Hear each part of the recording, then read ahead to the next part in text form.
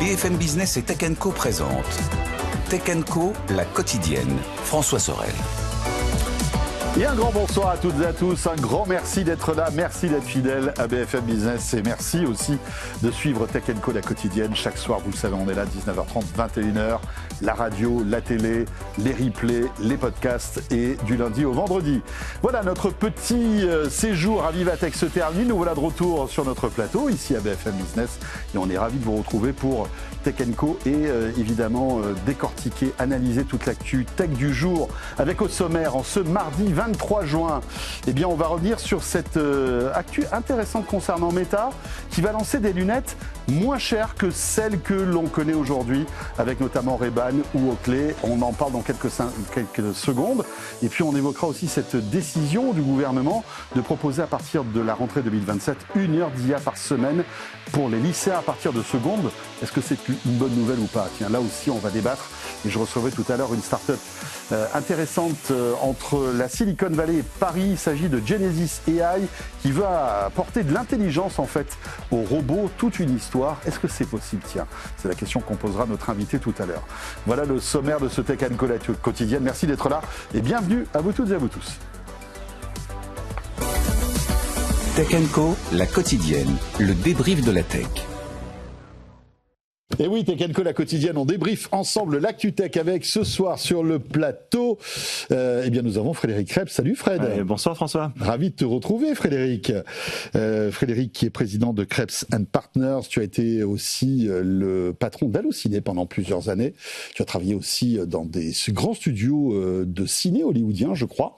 Merci d'être là parce que l'actualité en plus va t'intéresser tout à l'heure. On va évoquer un sujet qui, je le sais, te tient à cœur.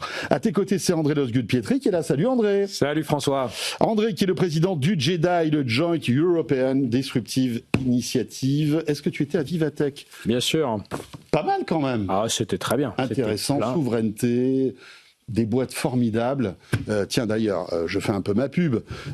Sachez que la semaine dernière, nous étions à Vivatech. Vous pouvez retrouver tous les replays, tous les podcasts de cette émission avec des invités quand même assez prestigieux. Hein. Le patron d'ASML qui était sur notre plateau et qui expliquait eh bien le rôle incroyable de cette boîte européenne qui eh bien régit en quelque sorte toute l'électronique mondiale. Hein. Il faut quand même être fier de tout ça. Et on a eu aussi un porte-parole d'OpenAI et beaucoup d'autres invités. Donc à retrouver en replay sur BFM Business, mais aussi sur la chaîne YouTube de BFM Tech. Et Lucas Perrodin est avec nous aussi. Salut Lucas. Bonsoir François. Fondateur de AI Partners et auparavant tu étais chez Meta. AI to Market. On a rebrandé il y a longtemps. Ah bah attends, oui. Écrit là. AI to Market et non pas AI Partners. Voilà. On a fait la petite correction. Et auparavant, je le disais, tu étais chez Meta et tu avais un poste très élevé au niveau européen pour tout ce qui touche à l'AR et la VR chez Meta. Merci d'être là tous les trois. On va commencer par justement Meta. Ça tombe bien, petite dédicace. Meta qui lance sa propre gamme de lunettes connectées pour atteindre un plus large public. L'objectif est également de conserver son avance sur Google et bientôt aussi Apple, puisque on le sait, Apple est dans les starting blocks. En fait, Meta qui a manqué le virage du smartphone ne veut pas manquer celui des lunettes IA. Frédéric Simotel nous explique tout ça et puis on revient après sur ce plateau. C'est un peu ça. Jusqu'ici, avec Ray-Ban et Oakley, le modèle était assez simple. Essilor Luxottica apportait ses marques, son design, tout le circuit logistique, la distribution et la légitimité sur le marché de la lunetterie. Et Meta apportait la technologie, caméra, audio et la plateforme d'intelligence artificielle. Mais l'Américain se sentait un peu à l'étroit dans ce partenariat. Mark Zuckerberg a plusieurs fois tenté de faire baisser les prix, mais l'industriel européen restait campé sur ses positions. Avec les Meta Glasses, Meta dispose enfin de sa propre gamme de lunettes connectées en associant l'influenceuse Kylie Jenner au design. Il cherche à atteindre un public beaucoup plus large et ne veut plus être seulement le fournisseur de technologie caché derrière les Ray-Ban. Il veut en contrôler davantage le design, les formes, les couleurs, les collaborations et surtout les prix. On parle d'une gamme à $300 et enfin le positionnement marketing. À l'instar d'Apple, Meta se comporte autant comme une marque de mode que comme un fournisseur de technologie. Pas d'ambivalence en outre avec Essilor Luxottica qui lui apporte l'outil industriel, les usines, le savoir-faire optique, le réseau mondial d'opticiens. Clairement, le géant américain veut capter et maîtriser une partie de la valeur matérielle en vue des batailles futures face à Google, Apple et des acteurs chinois. Il veut reproduire avec ses lunettes IA ce qu'Apple a réussi avec l'iPhone. Voilà donc pour ces explications signées Frédéric Simotel. Alors, on va commencer par toi, Lucas, parce que évidemment c'est un sujet que tu connais bien. Tu as travaillé longtemps chez Meta, tu connais un petit peu l'ADN de cette boîte-là. Logique, a priori, de se dire que finalement, on est parti sur le très haut de gamme et comme toujours, on ruisselle pour que cette technologie de lunettes connectées, qui visiblement a l'air de prendre, puisse toucher le plus grand nombre. Effectivement, logique. Peut-être par souci de transparence, je veux aussi expliquer que AI to Market, Meta au niveau global pour leur stratégie wearables, donc lunettes, et notre client, et Essilor aussi. Voilà. Donc on a un doigt dans chaque dans chaque clair, prise, juste pour être clair. Et donc je veux pas de langue de bois, mais je préfère que les gens sachent d'où je parle. Et en gros, pour tout vous dire, Lucas, c'est plein de trucs dont il ne peut pas parler ce soir concernant le futur de Meta, etc. Voilà, Donc voilà. Si je veux éviter de perdre tout mon patrimoine. Non, mais de toute façon, comme d'habitude, on va être très transparent. Donc logique, oui, pour une couverture de marché. Alors ces produits, ils sont hybrides. Parce que des lunettes, c'est un produit optique et un produit consumer electronics à la fois. C'est un produit d'électronique. Ouais. Et donc, il faut être présent sur les deux marchés. C'est extrêmement compliqué. En gros, si on veut remplacer les téléphones mobiles par des lunettes connectées, 50% des humains ont besoin de correction. Donc on a besoin d'être dans les canaux de correction, etc. Et ça, c'est une distribution qui est très compliquée. La logistique pour que vous ayez vos lunettes avec de la bonne correction en 24 heures, elle est monstrueuse. La supply chain derrière ce truc-là, c'est monstrueux. Donc on est obligé de s'associer. Et puis il n'y a pas beaucoup d'autres acteurs dans le monde que Essilor. En fait, c'est le prochain concurrent qui a ce niveau d'accès au marché. Il est 1/6 de la taille. Donc il faut forcément y être. Mais aussi, on parlait d'Apple, on parlait de Google. Ces gens-là viennent, eux, du marché du consumer electronics, de l'électronique grand public. Et donc, il faut être présent dans ces magasins-là. Il faut avoir des prix qui soient adaptés, des façons de gérer, comme je disais tout à l'heure dans le reportage, le marketing, la promotion qui soit de ce domaine-là, c'est plus réactif, il y a plus de changements, il y a plus d'adaptation de prix, il y a plus de variations dans le temps. Des lunettes, ça coûte à peu près le même prix toute l'année. Il y a du Black Friday, il y a tout un tas de promotions dans le consumer electronics qu'on peut pas répliquer. Donc ça permet aussi d'avoir cette flexibilité, cette couverture de marché. Et c'est vraiment ça qu'ils sont en train d'essayer d'avoir, parce qu'effectivement, il y a énormément de lunettes qui sont vendues. Et Essilor ne sera pas véritablement mise en avant comme il l'est mis aujourd'hui avec Ray-Ban. C'est presque une marque blanche, là, dans ce cas précis. C'est une marque propre. C'est une marque Meta. D'accord. Annoncée. Et c'est Meta qui a confié la fabrication de ces lunettes à Essilor. A priori, c'est Meta qui fabrique. Non, c'est Essilor. C'est Essilor Luxottica. Ok. Les deux marques sont au sein des lunettes. Quand tu regardes sur ce modèle à l'intérieur. Ok. Bon, alors, intéressant, bien sûr. Est-ce que tout cela est pertinent? Qu'est-ce que vous en pensez, Fred, et puis après André? Moi, je salue. Si je prends un pas de recul sur toute l'histoire en fait de ces lunettes connectées, moi, je trouve que Meta a fait des coups de maître au niveau marketing. C'est-à-dire qu'il faut quand même se souvenir d'un truc, c'est qu'on part d'une situation où Google avait lancé en 2015 les fameuses Google Glass. Oui. Qui avait été un four complet avec une vraie défiance de la part des utilisateurs qui n'en voulaient pas parce que c'était trop intrusif, c'était trop visible, parce que c'était un gadget. Google avait lancé en fait un gadget et les gens n'ont pas adhéré complètement, n'ont pas adhéré du tout au principe. Ensuite, il y a Snapchat, Snap qui avait lancé, qui lance toujours donc les Spectacles, qui sont aussi des lunettes connectées et qui vient de lancer ces nouveaux, qui s'apprête à lancer ces nouveaux modèles. C'était très mal reçu par le marché, effectivement. Parce qu'ils sont loin de l'objectif en termes on va dire, d'encombrement, de qualité, etc. Ça fait tanker l'action littéralement la semaine dernière. Ils sont loin derrière. Non, c'est vraiment loin derrière. Donc ce Snap n'est pas réussi en tout cas à diffuser en fait ces lunettes, en tout cas au niveau des objectifs attendus. Et là où Meta a été extraordinairement malin, c'est que ils ont utilisé la plateforme donc Essilor Luxottica, ils ont utilisé les marques Ray-Ban et Oakley en fait pour pouvoir injecter en fait leur savoir-faire technologique. Et là, l'acceptation a tout de suite, c'est tout de suite matérialisé. Et avec aujourd'hui, alors je connais pas exactement le nombre exact d'exemplaires qui ont été vendus dans le monde, mais on parle de plusieurs. On parle de 7 millions. Ouais, voilà, de 7 millions. Donc c'est un véritable succès. Et là, ce qui est extraordinaire, c'est que comme ils savent que Apple va arriver en fait sur le marché et que d'autres vont arriver sur le marché en fait des lunettes connectées, il passe par un prix beaucoup plus bas pour en fait rincer le marché et en fait avoir la primeur et la force en fait d'être présent sur ce marché. C'était la stratégie sur la VR aussi. Hein. Quand comment il s'appelle déjà le Pro Vision Pro est sorti, la première chose qu'a fait Mark Zuckerberg, c'est faire une vidéo en disant si on regarde les spécifications d'une autre et le prix, c'est mieux pour un tiers du prix. Ça ne change rien à l'attrait de la marque, etc. Donc ça c'est vraiment la stratégie de Meta, l'accessibilité en fait à tout le monde et couvrir le marché de manière extensive. Donc voilà, oui, c'est vrai qu'il y avait un petit flottement, mais je te confirme qu'elles sont bien fabriquées par Essilor-Luxottica, même si la marque n'est pas véritablement mise en avant, c'est-à-dire que c'est pas les lunettes emblématiques comme les Ray-Ban ou les Oakley. Non, c'est un peu tu parlais de marque blanche, François, c'est un peu la marque blanche inversée, c'est-à-dire que normalement dans la grande distribution distribue des produits premium avec des marques dans les différents domaines et fait produire par ces mêmes producteurs à sa propre marge, c'est souvent l'entrée de gamme. Là, ce qui est assez intéressant, et je suis complètement dans la lignée de ce qu'il vient d'être dit, c'est que Meta d'abord s'est appuyé sur des gens qui savaient faire des lunettes et surtout ça a été vraiment un défi d'engineering, notamment l'équilibre, de pouvoir mettre les semi-conducteurs, la batterie et tout ça de manière assez équilibrée sans que ça soit gros. Ça c'était vraiment une prouesse de hardware et ils ont raison de continuer à bâtir sur le savoir-faire de Luxottica. Ensuite ils ont une stratégie classique il y a un entrée de gamme qui sera à la marque Meta, il y a le premium qui reste Ray-Ban et Oakley. Non, c'est assez malin et ils ont l'intelligence de garder la distribution qui, comme tu l'as dit, est extrêmement complexe. Market access, dans ce domaine.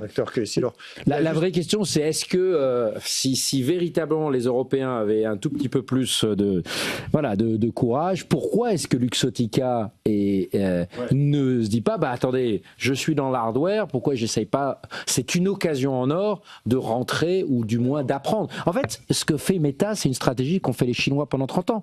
Une stratégie de joint venture, on apprend et maintenant on lance son propre modèle. Donc il y a quand même un vrai risque à terme, peut-être pour Luxottica, de se retrouver finalement des fournisseurs de quelque chose qui aura été commodétisé après avoir été très difficile. Et c'est vrai qu'André a raison finalement, excuse-moi je te coupe, mais c'est pas le plus compliqué. Enfin aujourd'hui, tu vas voir des industriels chinois ou même tu mets quelques milliers d'ingénieurs pendant quelques mois, ils arrivent à te fabriquer ça. Tu vois. Alors oui, mais il a fallu mettre 14 milliards sur le problème pendant 8 ans avant que ça devienne une commodité et que tout le monde sache comment intégrer tout ça. Parce que la recherche-développement open source, c'est Meta qui l'a fait. Moi, j'ai visité les labs il y a très longtemps. Il y a tout un tas de choses qui sont mainstream maintenant, qui ont été copiées et repris, qui n'existaient pas, qui ont été inventées par les équipes Meta pour que cette technologie devienne omniprésente. Et l'idée, c'est aussi, dans la tête de Zouk, c'est qu'on va remplacer iOS avec MetaOS, donc qu'on soit l'operating system et l'App Store de ces choses-là.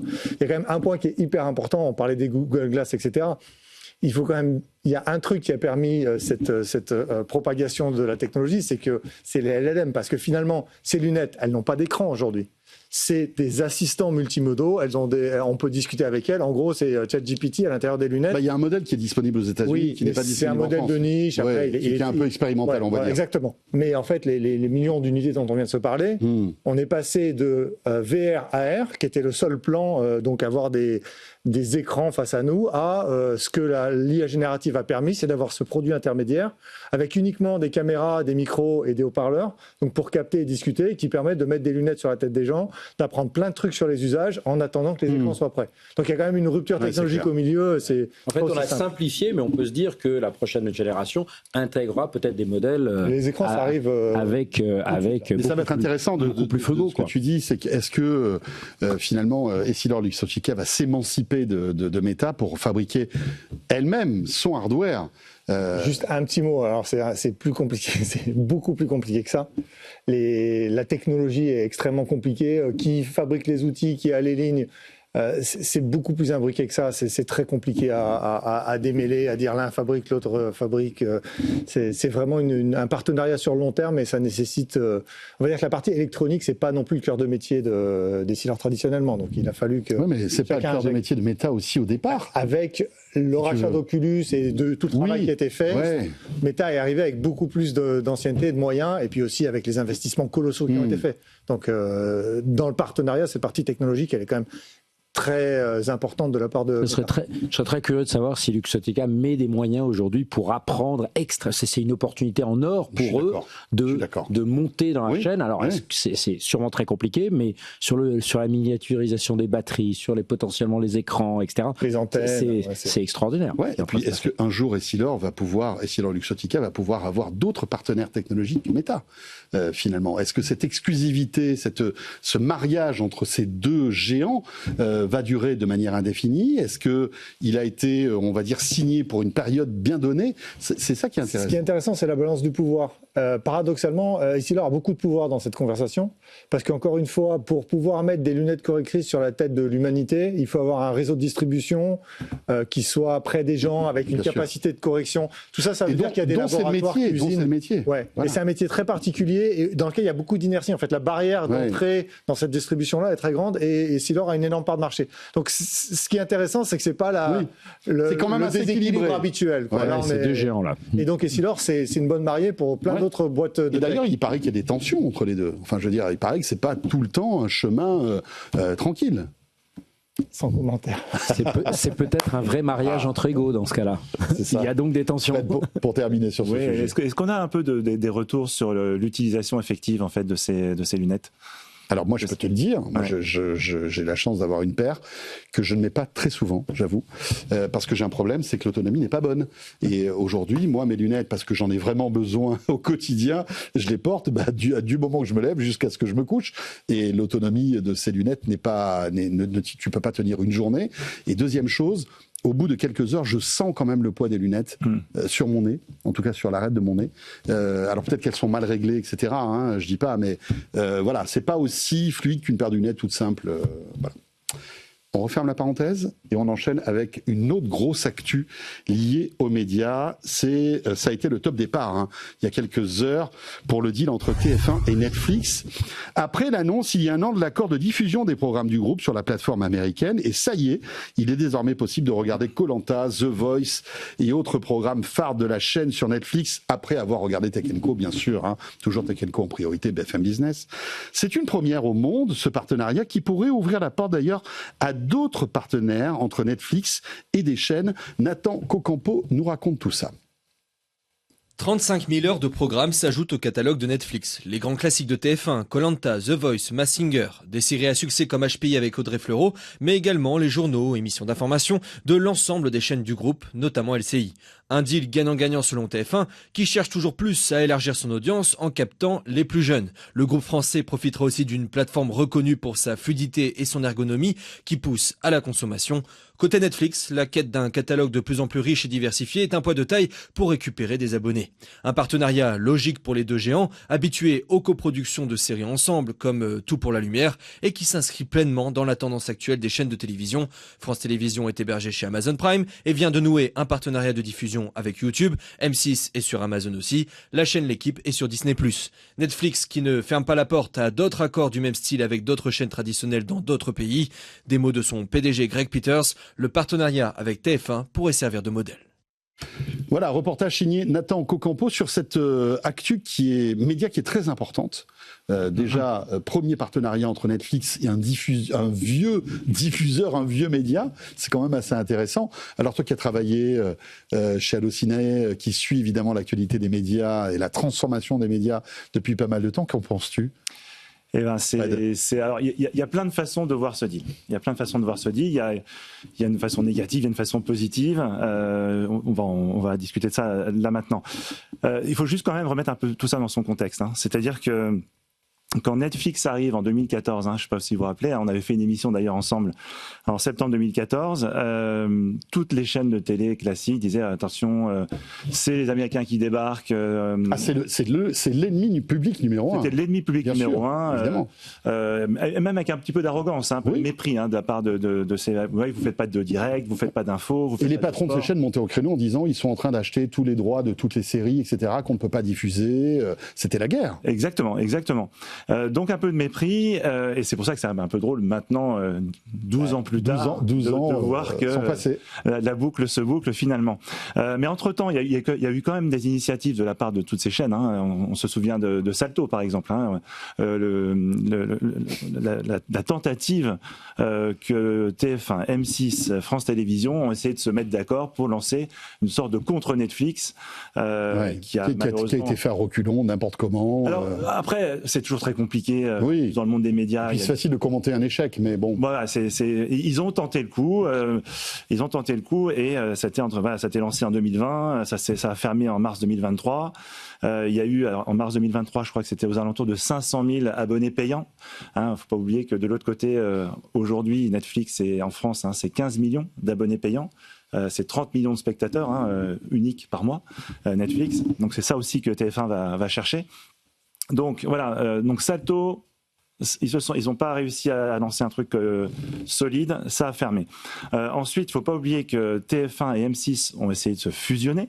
Là, pour des raisons, on va dire, de régulation, ça n'a pas pu se faire. Donc ils ont quand même essayé de se battre. Pour l'instant, parce que le sujet est toujours... plus ou moins d'actualité. Oui, mais je n'ai pas l'impression que ça va avancer. Tu verras dans 2-3 ans. Quand les obligations d'RTL, parce que vous savez que le groupe, c'est quoi? C'est Bertelsmann. Voilà, ils sont obligés d'attendre, je crois, encore 4 ans. Suite à l'autorisation des fréquences TNT qu'ils ont eues, ils sont obligés d'être encore actionnaires du groupe M6 et de RTL pendant 4 ans. Mais dans 4 ans, rien ne leur empêche de revendre tout ça. Donc, on en reparlera. Oui, mais il ne faut pas oublier que là, c'est les deux, enfin, c'est TF1 et M6 qui ont abandonné en fait l'idée de fusion. C'est pas une demande du régulateur. Et ensuite, TF1 a lancé en 2024 TF1+. Là aussi, tout seul, en solo, leur propre plateforme, et donc avec l'essentiel des contenus qu'on va voir sur Netflix, enfin qu'on voit maintenant sur Netflix.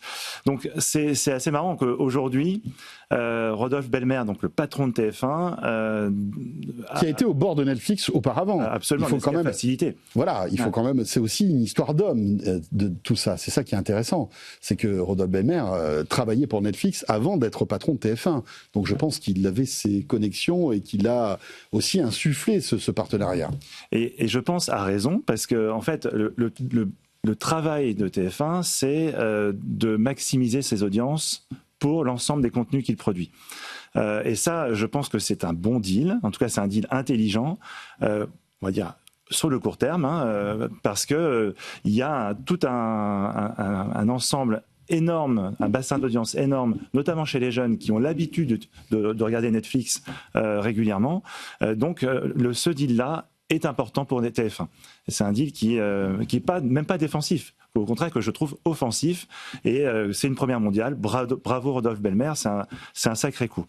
Derrière ça quand même, il ne faut pas oublier que dans 5 ans, dans 10 ans, comme la plupart des gens auront l'habitude de rester peut-être sur Netflix pour regarder du TF1 quelque part, et si Netflix décide de changer son algorithme pour une raison ou pour une autre, de changer ou de dire merci beaucoup TF1, c'était sympa, mais on arrête notre partenariat. Exactement. Et rappelons que la TNT est en train de décliner, qui est on va dire l'un des principaux canaux de diffusion de la télévision. On se rend compte que la TNT est de moins en moins utilisée par les box, par les plateformes de streaming, etc. C'est vrai que c'est quand même un risque. C'est le risque majeur, c'est que l'habitude soit complètement prise. Il y a une habitude encore plus forte qui est prise aussi avec YouTube, parce que qui reste aussi le diffuseur le plus important, notamment si on regarde les dynamiques aux US. Donc ici en France, voilà, ça va être un prix qui va être un pli qui va être pris, dans ce sens-là. Et donc on verra bien si ce pari est gagnant en fait sur le long terme. Sacré pari. Ouais, rappelons quand même que si vous avez Netflix, peut-être l'avez-vous vu, depuis quelques jours, vous appuyez sur un bouton, vous avez tout TF1. C'est bizarre quand même, c'est étonnant. D'ailleurs, c'est un peu perturbant parce que moi, typiquement, j'ai un abonnement sans pub de Netflix et je me retrouve avec du contenu TF1 financé par où il y a de la pub. Je veux dire, je trouve que ça dégrade un peu aussi l'expérience utilisateur que tu peux avoir pour Netflix, que tu payes cher maintenant. Je paye très cher pour avoir un compte premium, etc. Donc c'est pas transparent. Ce qui va être clé, c'est la mesure publicitaire. C'est-à-dire que si Netflix expose à ses 30 millions de spectateurs uniques ou téléspectateurs uniques, il faut que TF1 soit capable d'attribuer ces téléspectateurs aux publicités qu'ils diffusent pour pouvoir monétiser ça. C'est aussi une manne publicitaire si le flux marche bien pour eux. Ouais, mais quand tu payes, je sais pas moi, 20 balles par mois pour avoir Netflix, ça dégrade l'expérience. En premium, voilà, et que tu te tapes toutes les pubs de TF1. Juste une question. C'est un peu violent. Donc moi j'habite en Angleterre, j'ai vu l'accès depuis là-bas. Normalement, ça doit pas être possible, mais j'ai vu en tout cas ouais, mais parce que t'as un VPN, t'es un bidouilleur. Pas du tout. Et j'ai vu autre chose qui m'a marqué, c'est que je vois M6 sur Amazon Prime. Oui, je sais pas si c'est exclusif aux gens qui sont à l'extérieur de la France ou si en France aussi. Donc par exemple, la Coupe du Monde en français, M6, je la vois sur Amazon Prime, moi. En Angleterre. Ouais. Et ça, c'est bizarre parce qu'en théorie, ça devrait pas marcher. C'est étonnant. Il y a des problèmes de droit. Normalement, tu ne devrais pas y accéder en Angleterre. Ça marche. Et d'ailleurs, ce deal TF1 Netflix n'est valable qu'en France. En France, ouais. Tu sors des frontières françaises, ça ne marche plus. Il va falloir que tu regardes un petit peu ce qui s'est passé. Ça devait être dans le tunnel sous la Manche. C'est peut-être une histoire de VPN. Alors. Je pense que c'est une histoire de VPN, ou alors c'est parce que tu as créé ton compte peut-être en France, que Netflix ou Prime te considère comme français, même si tu es en Angleterre. Il y a peut-être un truc comme ça, mais en tout cas, tu as un compte Prime anglais et un Netflix anglais, t'as pas TF1 et t'as pas. Et donc M6 Prime, ça existe aussi. Oui. C'est aussi une tendance. Oui, voilà. C'est vrai. Ça fait moins de bruit, mais c'est vrai que Prime, et je crois qu'ils ont France Télé aussi. France Télévisions, oui. André, tu as suivi tout ça, bien sûr. Alors, non, pour moi, je pense que c'est quand même un sujet assez défensif. Le coût pour TF1, c'est de rajeunir son audience, ça c'est très clair, d'accéder à cette manne de 30 millions. Là, la dépendance, on parlait du fait que tout à l'heure que Meta s'affranchissait de Ray-Ban, mais ça sera probablement la même chose qui va se passer. À un moment, TF1 va devenir massivement dépendant de l'algorithme utilisé, et c'est finalement Netflix qui va décider ce qui remonte ou pas comme contenu. Ça, c'est une chose. Et la deuxième chose, on vient de dire avec M6 et France Télévisions qui sont aussi sur Amazon Prime, on a de plus en plus les contenus de nos chaînes françaises sur des plateformes américaines. C'est quand même, sur ce point-là, sans être chauvin, je commence à avoir un vrai souci parce que ça veut dire que de plus en plus l'accès au contenu sera complètement contrôlé par des plateformes non françaises et non européennes. Il y a du gatekeeping exactement comme dans... Et c'est les gatekeepers qui font la valeur. Ce dont on parle sur les App Store, où il y a 2 App Store qui ont 97% de market share, de part de marché, pardon, je vais parler français. Et le risque, c'est ça, c'est la consolidation des portes d'entrée sur 3 plateformes avec... Parce que ce qui a été dit tout à l'heure sur M6 et TF1, oui, c'est les 2 sociétés qui ont décidé, mais ma compréhension, c'est qu'elles avaient quand même assez peur du régulateur, qui certes n'a pas eu besoin d'intervenir, mais il y a toujours cette espèce d'épée de Damoclès. Là, ça sera quand même assez intéressant. En fait, on empêche la consolidation au niveau franco-français, ou en tout cas elle n'est pas favorisée, et en fait ça incite les acteurs qui sont sous critique en termes de taille, on parlait de 500 000 pour la plateforme streaming enfin pour Salto, finalement de devoir passer par des plateformes américaines. Donc c'est là où on se rend compte que le régulateur, en tout cas la régulation, a besoin d'évoluer extrêmement vite pour ne pas être à la traîne de l'évolution et de ces grands chambardements. Il n'y a qu'un acteur français qui arrive à faire l'inverse, c'est Canal, qui, rappelons-le, est un peu un diffuseur qui justement héberge dans son interface des partenaires américains, par exemple Paramount ou HBO, etc., ou Apple TV. Donc voilà. Mais Canal perd son monopole. C'est intéressant parce que l'ancien patron d'Apple, de Canal, c'était justement Rodolphe Belmer. Mais c'est intéressant parce que Canal perd en fait son rôle c'était le seul à avoir le monopole des agrégateurs. Aujourd'hui, on commence à avoir. En tout cas, j'espère qu'ils ont une stratégie multicanal avec avec du YouTube, de la plateforme propre, du Netflix. En fait, il va falloir se garder des options. Ouais. Il va falloir donner des plateformes de contact avec les spectateurs pour pouvoir les rattraper dans les différents tuyaux. Mais toutes ces plateformes sont américaines. C'est ça le problème. Ouais. Voilà.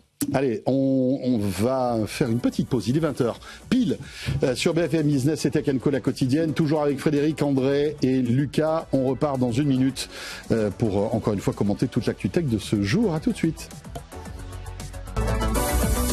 Tech & Co, la quotidienne sur BFM Business.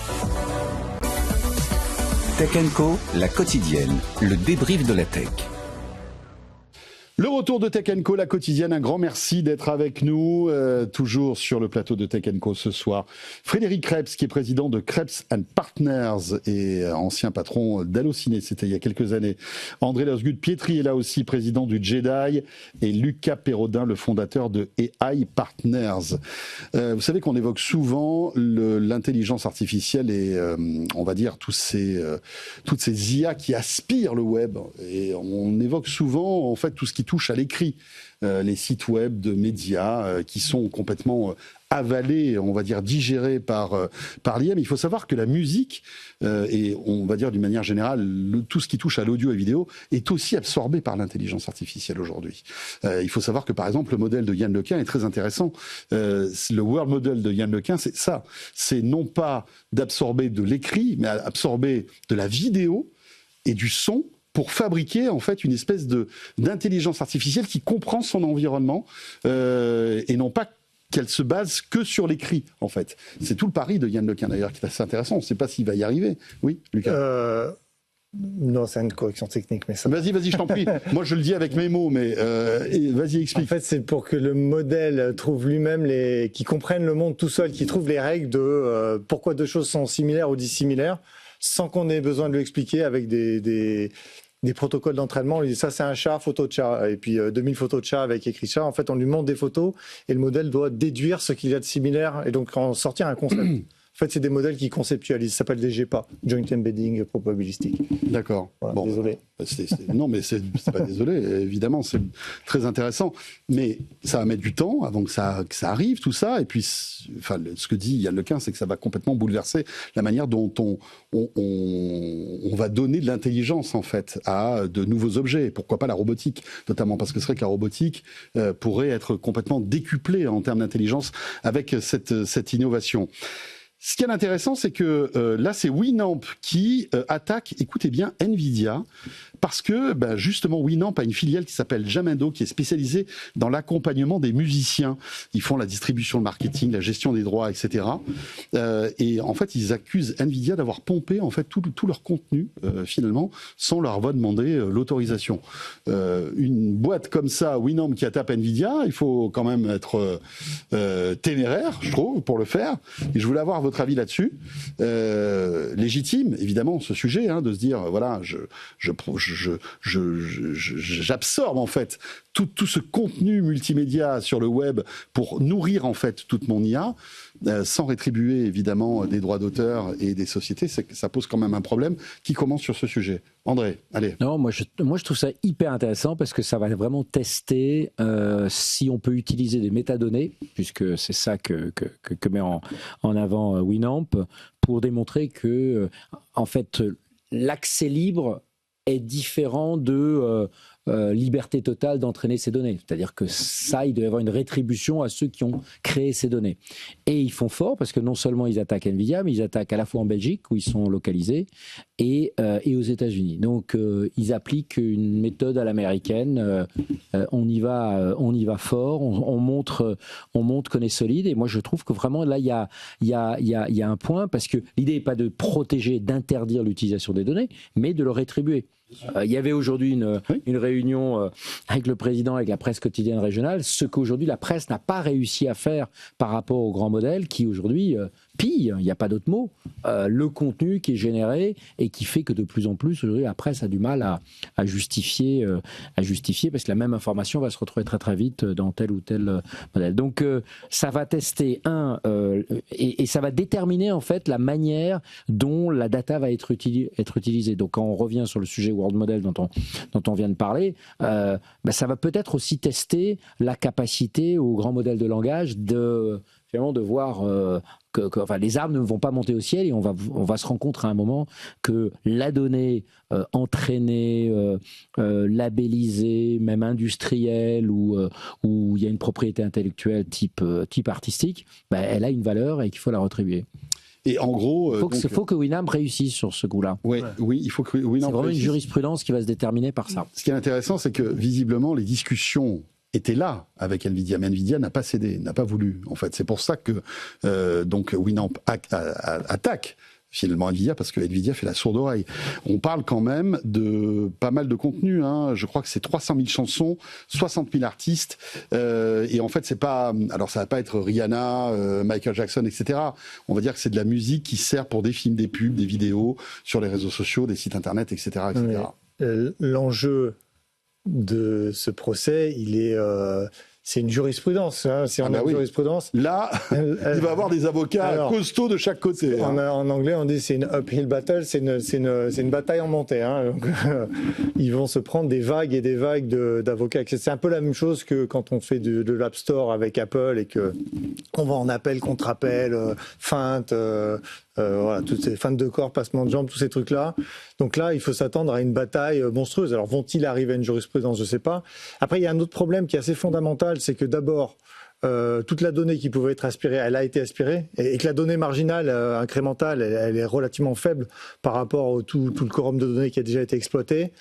On parle des modèles de langage. À la fin de la journée, les modèles de langage type LLM Transformer, on arrive à la fin, on prend des mots, on les coupe en petits morceaux et puis probabilistiquement on les mélange. Oui. Bon, ça nous emmènera pas beaucoup plus loin et tout ce que ça pouvait exploiter comme données, ça a déjà été fait. Donc quelque part, cette bataille-là, elle peut servir pour la prochaine vague de modèles, la prochaine vague de données. Est-ce que rétroactivement, ils vont en récupérer la valeur qu'ils ont perdue ? Ça va être extrêmement difficile. Mais comme ils attaquent aux États-Unis, c'est le sujet des damages. En fait, ils visent aussi une compensation pour ce qui a été fait, ce qui ne serait pas du tout le cas en Europe. Parce que ça, c'est est-ce que c'est pas compliqué à prouver, ça ? C'est dur à prouver et tous les gens qu'ils attaquent sont américains avec des intérêts forts dans le pays. Donc il faut s'attendre à ce que le chemin soit long, difficile et avec beaucoup de sang et de sueur. Il y a eu tout un débat dans notre pays sur toute affaire sur la lenteur de la justice. Là, on parlait de la régulation sur le droit de la concurrence qui ne doit pas être en retard par rapport aux grandes manœuvres sur les plateformes de streaming. Là, la même chose. Aujourd'hui, la lenteur de la justice profite aux gros. Évidemment. Ils se disent, on va faire traîner et on va épuiser nos... Et puis dans 5 ans, ils disent, voilà, on aura peut-être un jugement définitif dans 5 ans. C'est un sujet fondamental. On ne sait même pas, où on sera dans 5 ans, dans ce domaine de l'IA. On n'est qu'au début, là. Enfin, entre la rupture technologique et ce procès-là, je veux dire, il y a encore beaucoup de choses à processer. Avant de donner la parole à Fred, juste, je recevrai Alexandre Sabounjian jeudi soir, qui est le CEO de Winamp. Il sera sur notre plateau, il va nous expliquer clairement pourquoi il attaque Nvidia. Donc jeudi soir dans Tech & Co. Go Alexandre. Ce sera aux alentours des 20h, 20h15, quelque chose comme ça. Oui, Fred. Non, juste un très petit commentaire. Je ne suis pas un spécialiste des affaires juridiques, mais je crois savoir que le montant du préjudice tourne autour des 16 millions de dollars. 16 millions de dollars. 16 millions de dollars, c'est quoi ? C'est une seconde de chiffre d'affaires de Nvidia. Il y aura plus de frais d'avocat que de frais de préjudice. Mais c'est clair, évidemment. Donc, je pense que... C'est sûr. Oui, mais c'est symbolique. Oui. Enfin, c'est une jurisprudence. C'est symbolique. C'est briser un mur, là. Et Winamp s'engage, en fait, pour tout l'écosystème. C'est là où, en fait, il faut véritablement voir le truc. C'est que, effectivement, leur intérêt à eux, probablement, est pas très important parce que ça va leur coûter cher, ça, c'est sûr. Ça va durer longtemps. Ça va durer longtemps, ça va prendre du temps de management, etc., etc. Bon, on en saura plus donc avec le CEO de Winamp jeudi soir. Ça sera plutôt aux alentours des 20h45 et non pas 20h15. J'aimerais qu'on reste dans ce domaine de la propriété intellectuelle avec un truc qui est en train de se passer qui est énorme. C'est vrai que l'IA rebat totalement les cartes dans le domaine des logiciels notamment. Prenez le cas de Bain & Company. C'est l'un des plus grands cabinets de conseil au monde en fusion-acquisition. Ils utilisent l'IA pour copier grossièrement des softwares. Carrément. Et ainsi rendre compte à ses clients de la pertinence ou non de racheter ces derniers. Nathan Cocampo nous explique tout ça et après, on vous raconte cette histoire qui est incroyable. Peut-on copier rapidement et facilement ce logiciel avec l'IA? C'est désormais la logique de Bain & Company quand un produit se montre intéressant pour ses clients. À l'aide de l'intelligence artificielle, le cabinet de conseil mobilise ses membres pour faire ce qu'on appelle du vibe coding, une technique de codage sans coder. À l'aide de prompts et l'IA générative, les consultants de Bain ont créé des centaines de prototypes, des bêtas très simples pour évaluer la complexité des produits visés. Si ces logiciels sont imitables en un temps court, sans trop de difficultés, Bain suggère alors de passer son tour sur un achat. A l'inverse, la difficulté à copier le logiciel montre l'avantage concurrentiel que son code, sa technologie peut avoir, mais à l'arrivée, le business model des éditeurs de logiciels est remis en cause et les investisseurs se montrent prudents. 20% d'entre eux indiquent à Bain avoir abandonné un deal par peur de cet impact de l'IA sur le secteur, tout cela sur fond de fort repli en bourse. Alors évidemment, on va prendre le temps parce que c'est pas que c'est compliqué, mais il faut bien expliquer tout cela. On donnera la parole à Fred et à André parce que j'imagine que vous avez plein de choses à raconter, mais j'aimerais, Lucas, parce que c'est ton métier en quelque sorte, que tu nous expliques tout ça. Moi, j'ai entendu un témoignage d'un gars qui est pas un codeur exceptionnel, qui grâce à Claude aujourd'hui arrive à copier des logiciels qui existent, n'importe quoi. Et après, se servir de la copie qui a été faite par l'IA et non pas de l'original. Ce qui fait que toutes les licences que vous payiez auparavant, vous ne les payez plus parce que vous dites à Claude, fais-moi ce logiciel d'une manière un peu différente, tu me le reprogrammes et comme ça, je l'ai gratuitement. Ouais, et ce phénomène, il porte un nom, il s'appelle SaaSpocalypse. C'est l'apocalypse. Après la RAM-apocalypse, c'est la SaaSpocalypse. Vraiment, et c'est pour ça que les valorisations. Et là, il y a vraiment deux choses.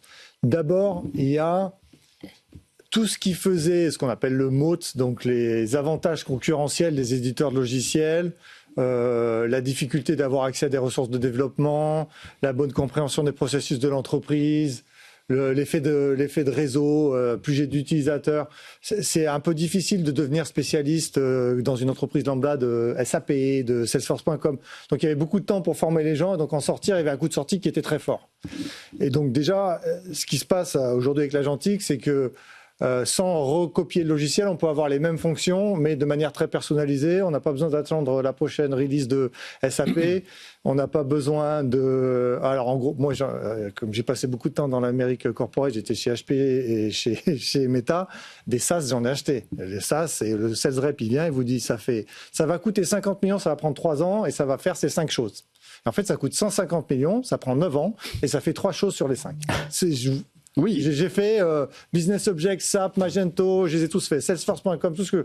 Ton expérience, en fait, il promet des choses qui ne tiennent pas, ça coûte beaucoup plus cher et ça met plus de temps. Et c'est parce que fonctionnellement, vous, quand vous avez une entreprise qui est complexe, comme celle dans laquelle j'ai travaillé, vos processus, le software ne peut pas venir se poser sur vos processus.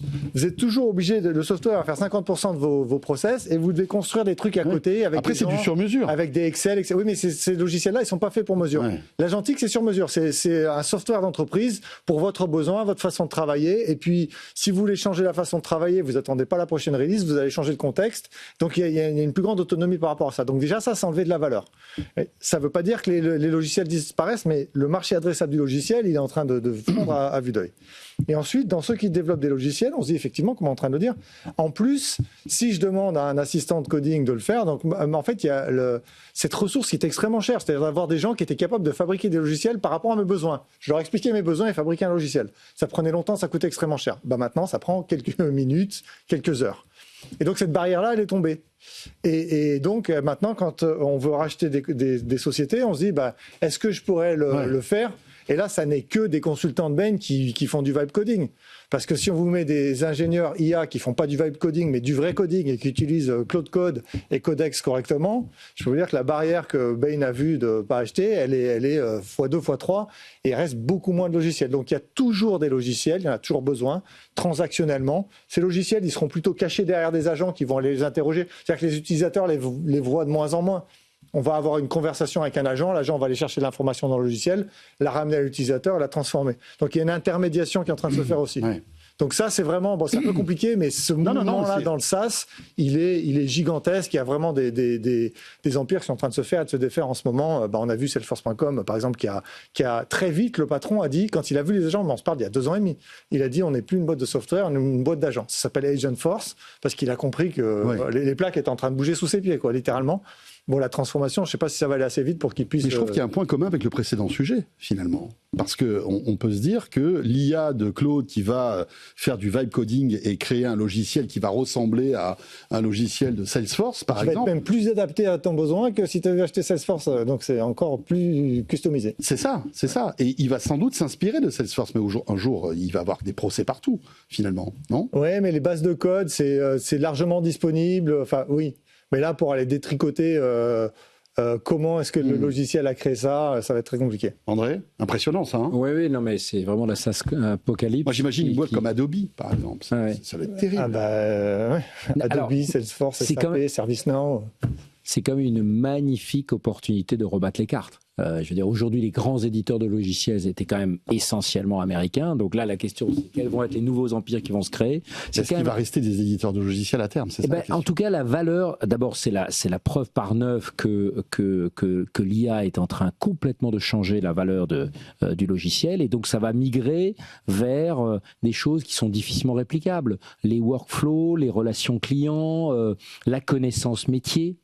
Donc ça va être ceux qui maîtrisent cette partie-là, celle qui ne sera pas réplicable, vont avoir une valeur probablement encore plus importante parce qu'effectivement, comme le disait Lucas, on va pouvoir faire en plus des logiciels qui sont beaucoup plus adaptés à chaque process, et qu'on va pouvoir faire évoluer parce que de plus en plus les organisations évoluent de plus en plus vite. Donc on va devoir faire évoluer des logiciels qui ne vont plus... le rythme de changement, il ne va pas au rythme des releases, surtout pour des grandes... Donc en fait, ça va accentuer l'accélération des processus, mais ça va aussi permettre de voir où est la vraie valeur. Et je pense que là, pour le coup, la valeur, elle va plutôt revenir vers des gens qui maîtrisent... Voilà, comme je dis, la donnée métier, les workflows, des choses difficilement réplicables. Je crois que les industriels ont bien fait d'être extrêmement précautionneux sur les données qu'ils livraient parce que, pour le coup, on va pouvoir faire des logiciels sur mesure. Fred ? Donc moi, ce qui m'intéressait là dans cette info, c'est que c'est tout le travail en fait, parce qu'il faut se rendre compte que Bain, les clients de Bain, ce sont les fonds d'investissement, c'est ceux qui font du M&A, mergers and acquisitions, et ils sont déjà en train de changer ce métier-là, le métier d'investisseur quelque part. Alors, il faut pas oublier un truc quand même, parce que quand ces investisseurs demandent à Bain, tiens, fais-moi une due diligence sur telle boîte sur lequel on est sur le point d'investir. Bain, en essayant de répliquer, de cloner en fait la boîte en question, le produit de la boîte en question, il ne répond qu'à une partie du problème. Parce que, ok, ils réussissent à refaire un produit, fine. Mais en fait, c'est tout le reste qui est important. Et là, je rejoins ce que tu viens de dire à l'instant. C'est les données propriétaires, elles sont où ? Les données de workflow, elles sont où ? Les process ? Où est-ce qu'elle est la véritable intelligence ? Typiquement, si moi aujourd'hui, je prends Claude et j'essaie de refaire Uber, oui, je peux refaire Uber. Je peux refaire l'interface d'Uber, mais je serai jamais... aussi une réussite comme Uber parce que j'ai pas l'accès au parc de chauffeurs, j'ai pas l'accès à toute la partie juridique, parce qu'en fait Uber déploie en fait des forces juridiques dans chaque pays, dans chaque ville. Mais regarde par exemple, excuse-moi, je te coupe, tu as un logiciel de compta qui est hyper pointu, que tu payes une fortune parce que il y a très peu d'éditeurs de logiciels qui font ce soft pour toi parce que tu as un métier bien précis. Si demain tu as une IA qui va te cloner ce logiciel et qui va te permettre de l'utiliser de manière complètement gratuite, tu vois, c'est pas la même chose. Alors, il y a une chose, hein, c'est de faire la V0, la première version en fait du logiciel, mais après il y a la maintenance. Parce qu'après, il y a des choses, souvent, l'IA... Je sais pas, mais est-ce que l'IA fait pas la maintenance aussi, enfin, c'est vrai qu'il y a des barrières d'entrée et que tout n'est pas aussi simple. Et ce qui était dit, alors pour vraiment le vivre au jour le jour avec des grands groupes, nous c'est littéralement ce qu'on fait, c'est la capacité à comprendre un objectif business. Qu'est-ce qu'on essaie de produire avec le business? Où sont mes sources de données et quelle est ma logique de réflexion? Si je suis capable de comprendre ça et de le mettre dans un flux, dans un agent et pas dans un logiciel, je gagne à tous les coups. Parce que, en gros, je fais quelque chose qui correspond exactement à la façon de travailler de l'entreprise et en plus, quand l'entreprise va bouger, qui est modulaire, qui n'est pas monolithique comme un logiciel qui a des cycles de release qui sont... On parle souvent de AI speed versus human speed. Donc l'agent, il va à la vitesse de l'IA et le logiciel va à la vitesse de l'humain. Donc ça, là, on gagne. La bonne nouvelle, c'est que ça multiplie la demande de logiciels. Parce que si aujourd'hui, je suis Essilor, j'ai besoin de mon propre logiciel pour mon propre processus, je suis Saint-Gobain, je suis Orange, je suis Péchy, je suis qui vous voulez, eh ben, à un moment... je vais pouvoir développer ma propre pratique logicielle interne. Et donc, on a ce qu'on appelle des pratiques agentiques qui sont en train de se monter, où on a des équipes qui savent fabriquer des agents en interne. Et ça fait qu'ils achètent beaucoup moins de licences des logiciels sous-jacents. Mais par contre, il y a du travail, il y a énormément de travail à fabriquer toutes ces choses-là, à les maintenir, à les faire évoluer. Donc, c'est créateur d'emplois et la demande de logiciels et de code, elle explose. On croit que les codeurs ont plus de jobs. Moi, tous les codeurs que je connais, y compris ceux qui travaillent pour moi, et j'en recrute beaucoup, ils ont plus de travail avec l'IA qu'avant l'IA. Parce que maintenant, leur niveau de productivité, le niveau de demande, le niveau de personnalisation de ce qu'ils produisent, il est exponentiellement plus élevé. Après, il y a une notion d'architecte. De plus en plus des architectes dont on va avoir besoin qui connaissent bien interopérabilité, maintenance dans le temps, toutes ces choses-là. Et l'autre question, c'est on a eu pendant longtemps finalement un outsourcing complet vers des sociétés de logiciels. Je pense qu'en t'écoutant, il va y avoir aussi une internalisation de ces fonctions parce que ça devient clé pour optimiser les processus. Et on n'a surtout pas envie de le déléguer à l'extérieur. C'est la sauce secrète qu'on va internaliser et automatiser. Passionnant en tout cas ce sujet, et on en est qu'au tout début de la frise chronologique, c'est ça qui est dingue. Si tu peux me déléguer quelques-uns de tes trucs, ça m'intéresse. Moi aussi je suis en train d'être analysé. Écoutez, dans 5 minutes vous allez pouvoir discuter en antenne sur tous ces sujets sans aucun problème. J'aimerais qu'on évoque, allez il nous reste quelques instants, cette initiative, en tout cas cette volonté, ça a été annoncé par le Premier ministre Sébastien Lecornu, une date pour introduire des cours d'IA au lycée. Alors, quand je dis des cours, c'est 1 heure de cours par semaine à partir de la seconde. Ça commencerait à la rentrée 2027. Et je voulais avoir vite fait votre avis là-dessus. Tarte à la crème, ou est-ce que véritablement c'est une très bonne idée? Ça aurait dû être fait depuis des années. Quel est votre point de vue? Tiens, André. Alors moi, je trouve l'idée est quand même très bonne et très habile. Je trouve que c'est une très bonne idée aussi. Et très habile parce que, en plus, on fait passer le message.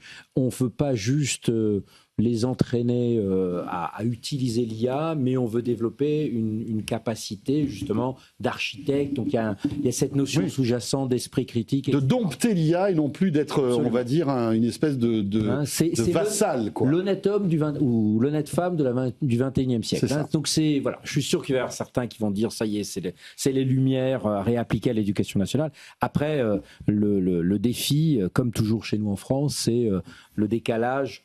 Le risque de décalage entre grande annonce et exécution, surtout dans un contexte où il n'y a déjà pas beaucoup d'heures de sciences et technologies. Donc, est-ce que ça va être en concurrence avec les cours de maths, de physique, de codage? Je ne sais pas. Donc, l'exécution va être clé.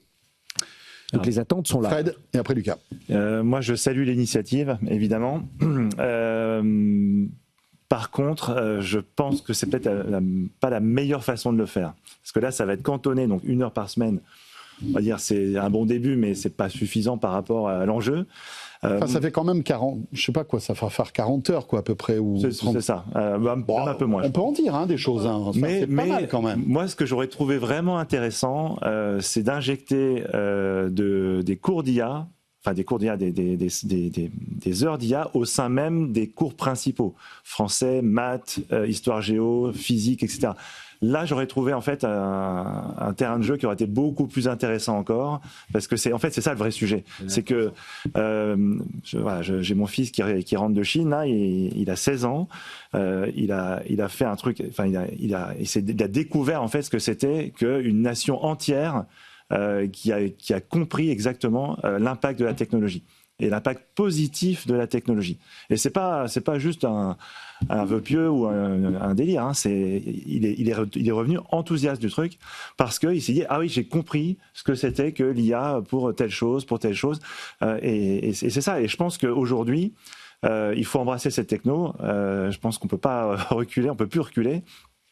Parce que le monde entier en fait y va et je pense qu'il y a de très bonnes choses en fait à en retirer et donc il faut que ça infuse dans tous les cours que peut avoir en fait. Au lieu d'avoir une heure, j'allais dire bête toutes les semaines, ça aurait été bien d'en parler en fait dans chaque matière et dire comment utiliser cette IA. Au lieu d'avoir un ministre de l'IA, on devrait avoir un peu d'IA dans tous les ministères. C'est ça. C'est la technologie transversale par définition. Exactement. Tu as tout à fait raison. Lucas. C'est une excellente initiative. L'IA, c'est une force inarrêtable qui a déjà fait son chemin dans tous les lycées, les collèges, les universités de France. Oui. Nous, on embauche des ingénieurs qui sont IA natifs, c'est-à-dire qu'ils pensent comment résoudre mes problèmes d'éducation ou ce que je dois faire avec l'IA déjà. Le diable est dans les détails. On ouvre cette fenêtre, il faut qu'il y ait le bon contenu dans cette fenêtre. Pas comment s'en servir, mais comment ça marche. Quels sont les biais, qu'est-ce que l'IA peut faire et qu'est-ce que l'IA peut pas faire et comment avoir une meilleure collaboration avec l'IA à l'avenir et en garder un esprit critique, ça va être fondamental. Voilà, donc la fenêtre est bonne, l'intention est bonne, l'exécution, comme vous l'avez dit, c'est important, mais c'est une force inarrêtable qui est déjà dans l'air qu'on respire, donc c'est important de le faire. Ouais. Une petite heure aussi concernant les réseaux sociaux à partir du collège, ça serait une bonne idée. J'allais le dire, on aurait dû le faire avec les réseaux sociaux, on aurait peut-être plus jeune, plus tôt, je pense. On a trop attendu pour les réseaux. À partir de la 6e. L'IA à partir de la seconde, c'est bien, mais je pense qu'il aurait fallu aussi avoir 1 heure sur les réseaux sociaux pour sensibiliser tous les jeunes à ce fléau, car c'est un fléau quand même. Merci beaucoup à tous les trois. Voilà, passionnant débrief. Merci à Lucas Perrodin. Lucas Perrodin, fondateur de AI Market. AI to Market, pardon. Je suis obligé de lire ton t-shirt pour bien te présenter. Merci à des bonnes lunettes correctrices. Ça fait ATM, c'est bien. ATM. ATM. Merci à André Logegut-Prétry, évidemment, le président du JEDI, et Frédéric Krebs. Merci à toi, Fred, président de Krebs & Partners. Et vous restez avec nous. On a encore une petite demi-heure à passer ensemble dans Tech & Co, la quotidienne. On va s'intéresser à cette start-up qui partage son temps entre la Silicon Valley et Paris. Elle s'appelle Genesis AI et elle essaie de donner de l'intelligence aux robots. On va tout nous expliquer. Et puis après, on parlera de ce géant de la lecture numérique, Caféine, qui, grâce à des acquisitions, veut devenir tout simplement le Spotify de la presse numérique. En gros, vous donnez 10 € par mois, peut-être un petit peu plus, et vous avez accès à toute la presse payante en illimité. On recevra le patron de Caféine tout à l'heure. Voilà, petite pause, et juste après, c'est Léa Benaïm qui nous rejoint pour le Tech Flash, comme chaque soir. Merci d'être là, et à tout de suite. Tech & Co, la quotidienne sur BFM Business. Tech & Co, la quotidienne, Tech Flash. 20h31, merci d'avoir choisi BFM Business et merci d'être fidèle à Tech & Co, la quotidienne, chaque soir, radio, télé, on est en direct bien sûr, mais ensuite les replays, les podcasts qui vous attendent. Et comme chaque soir à la même heure, il est temps de retrouver le Tech Flash, un condensé de l'actu tech du jour. C'est avec Léa Benaïm. Bonsoir Léa. Bonsoir François et bonsoir à tous. À la une, Meta lance ses premières lunettes connectées sous sa propre marque. Jusqu'ici, le groupe s'appuyait sur Essilor, Luxottica avec les Ray-Ban Meta ou les Meta Oakley. Mais cette fois, seul le nom de Meta apparaîtra sur les montures, même si la fabrication reste assurée par le groupe franco-italien. 3 modèles sont disponibles dès aujourd'hui à partir de 309 €, soit 100 € de moins que les précédents. Également dans l'actualité, Winamp porte plainte contre Nvidia. L'ancien roi du MP3 accuse le géant d'avoir utilisé sa base de données musicales pour entraîner ses outils d'IA et ce sans autorisation. Après un premier recours sans succès en Belgique où se trouve son siège social, Winamp passe désormais à l'offensive aux États-Unis et réclame jusqu'à $150 000 de dommages et intérêts par chanson. Et dans l'actualité aussi, Léa, vent de panique chez Waymo, les robotaxis n'arrivent pas à gérer les travaux sur l'autoroute, ce qui est un problème quand même. Et oui, cela a entraîné une décision radicale. Plus de voies rapides jusqu'à nouvel ordre. Ça fait suite à plusieurs incidents survenus ces dernières semaines où des robotaxis ont roulé sur des portions d'autoroute fermées pour travaux. Waymo a rappelé au total plus de 4000 véhicules pour les reprogrammer. En Europe, c'est un feu vert pour l'euro numérique. Le Parlement a validé aujourd'hui ce projet de monnaie virtuelle porté par la Banque centrale après 6 ans de négociations. Objectif, réduire la dépendance de l'Europe à Visa et Mastercard et renforcer sa souveraineté dans les paiements. Le lancement est prévu pour 2029. Et enfin, mauvaise nouvelle pour les joueurs sur PlayStation. La PS6 pourrait être repoussée à 2028, voire 2029 selon un rapport. En cause, la crise de la RAM provoquée par l'IA. Une situation qui a déjà poussé Sony à augmenter les prix de la PS5 et la PS5 Pro, aujourd'hui vendues à plus de 900 € en Europe.